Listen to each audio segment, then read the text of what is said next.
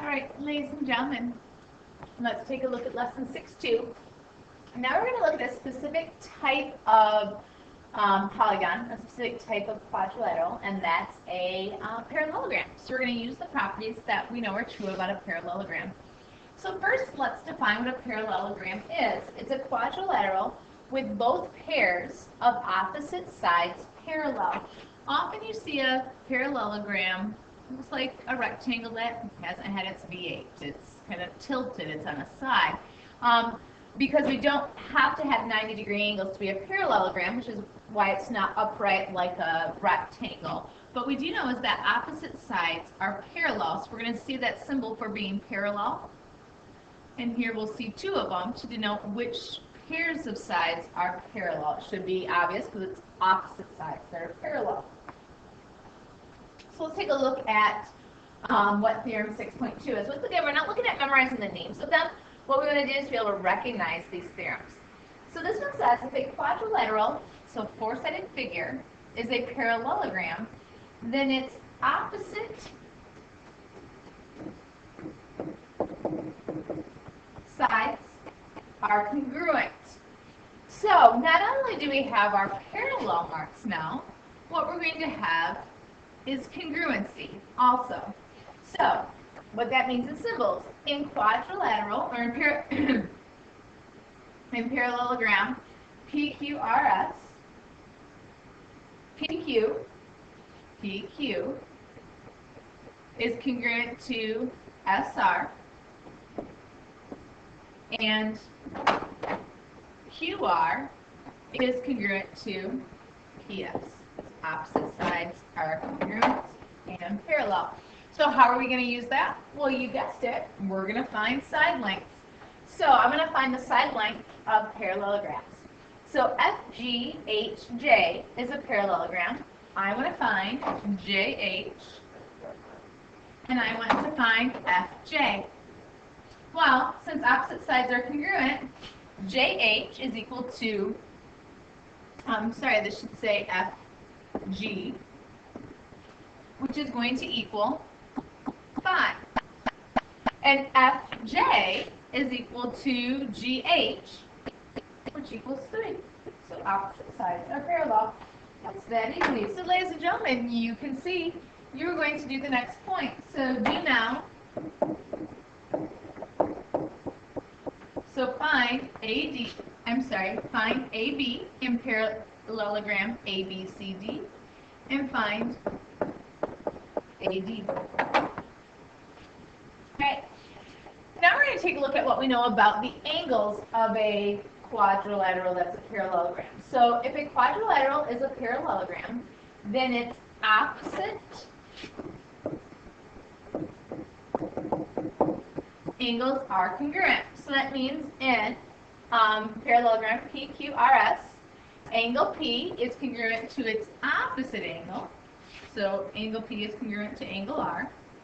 And angle Q is congruent to its opposite angle, which is angle S. If we take a look at theorem 6.4, what theorem 6.4 says is if a quadrilateral is a parallelogram, so we've got these opposite sides being parallel, then its consecutive angles are supplements, are supplementary.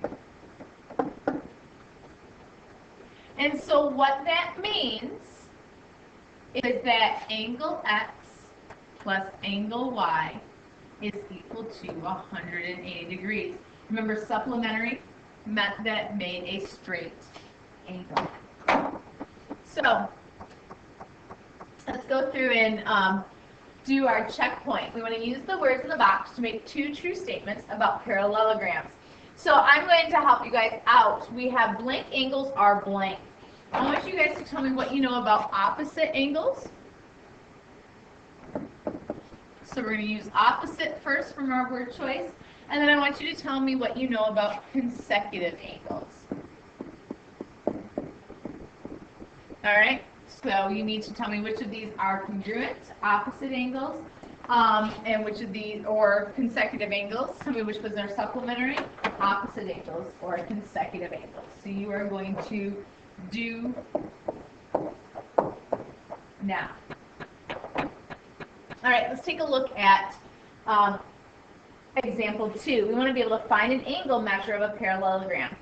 Because we know opposite angles are equal, and we know consecutive angles are supplementary, we should be able to find any angle and all angles in a parallelogram given just one angle. And so that's what they've done here. They've taken parallelogram, PQRS, and they've given us angle P, which is 70 degrees.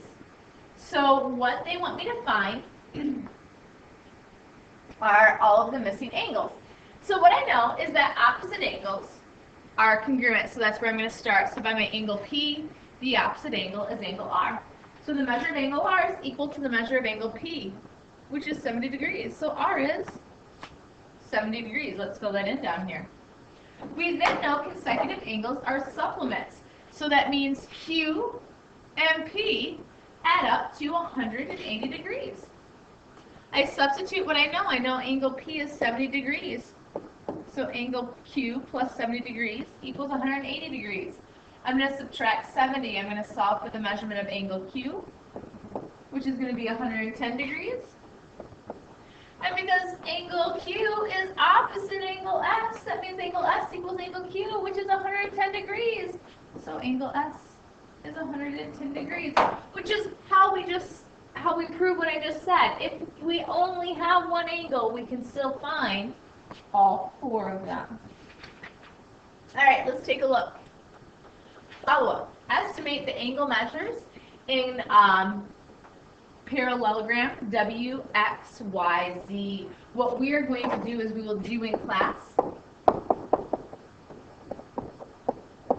because I want to give you guys a chance to work on using the protractor. So we'll work on using the protractor. So we'll do that one in class on Monday. All right, checkpoint, find the missing angle measures. All right, so I know angle A is opposite of angle C. That's my given angle, so angle C is equal to the 60 degrees. I know that A plus D has to equal 180 degrees, so I've already got 60 of that with angle A. So I know the measure of angle D is equal to 120 because I subtract 60 from each side. Well, if angle D is 120, that means D is equal to B. So angle B is equal to 120 degrees. All right? So you are going to do this on your own, and you're going to do that now. All right, so let's take a look at the next theorem. And this is a pretty important one, and what we're going to find is that as we go through this chapter on polygons, looking at specific types of quadrilaterals, that's really what we study here in chapter 6, is we use this theorem. And what this theorem says is that if a quadrilateral is a parallelogram, then its diagonals, and this was one of our vocab words, the diagonals bisect each other. So remember, these diagonals are what we draw in that connect non-adjacent, non-consecutive vertices. And so they are going to bisect each other, so they intersect. And if you notice, we've got 2 sets of congruent segments. All right? So what that means in symbols, in parallelogram PQRS, QM is congruent to MS, and we know that PM is congruent to MR. All right, so let's see what they want us to do with that.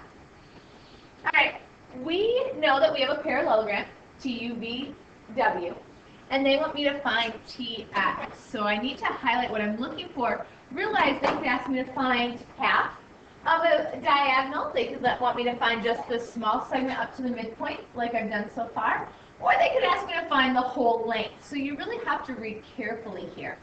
We know that diagonals bisect each other. Lovely. Apologize for the typo. So I know Tx is equal to xb, and I know xb equals 3, so Tx equals 3. All right, so we'll do more with that in your homework, but this is where we stop for tonight. Have a good evening.